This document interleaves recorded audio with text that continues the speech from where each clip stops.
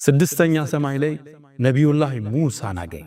ሰላምታ ሰጣቸው፣ ሰላምታ መለሱለት። መርሐበን ብልአኽ ሳልሕ ወነቢይ ሳልሕ አላቸው። ከዛም እሱን ተሰናብተው ሲዞሩ ነቢዩላህ ሙሳ ድንገት አለቀሱ። ለምን ታለቅሳለህ ተባሉ። አይ ተነግሮኝ ነበር ካንተ በኋላ የሚመጣ አንድ ነቢይ ይመጣል፣ አንተ ይዘኸው ከምትገባ ሰው በላይ ጀነት ይዞ ይገባል ተብያለዋል። ሙሳ ዓለይሂ ሰላም የመልካም ቅናት ውስጥ ገቡ። ግብጣ እንለዋለን። እሳቸው ነበር ወዐጅልቱ ኢለይከ ረቢ ሊተርዳ ያሉት። ከሳቸው በላይ አላህ ዘንድ የተወደደ እንዲኖር አይፈልጉ። ግን ከሳቸው በኋላ የሚመጣው ነቢይ ትውልድ አስከትሎ ቀድሞ ጀነት ይገባል።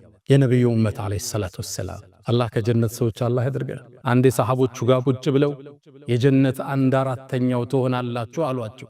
ቃሉ ሰሃቦቹ ምን ይላል? ፈከበርና አላሁ አክበር አልነና። ከዛም 2/3ኛ ትሆናላችሁ አሉና። ቃሉ ፈከበርና ተክቢር አረግና አሉ። ከዛም ወአርጁ አን ተኩኑ ሸጥረ ሚን አህሊል ጀና አሉና።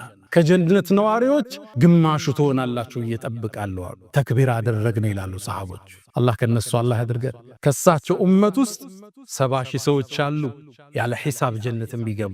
ከቀብር ወደ ጀነት ሒሳብ የለ፣ ሚዛን የለ፣ ውቁፍ የለ። እነሱ ከገቡ በኋላ ጀነት ተዘግቶ ወደ ምርመራ የሚጀመር። ከዛ በኋላ 70,000 ነሕኑ ልአኺሩነ ለአወሉነ የውመል ቂያማ ይላሉ ነቢዩ ዓለይሂ ሰላቱ ወሰላም። እኛ የመጨረሻው ትውልድ ነን፣ ቀድመን ግን ጀነት የምንገባው እኛ ነን ይላል። ምንኛ መመረጥ ነው የነቢዩ ኡመት መሆን።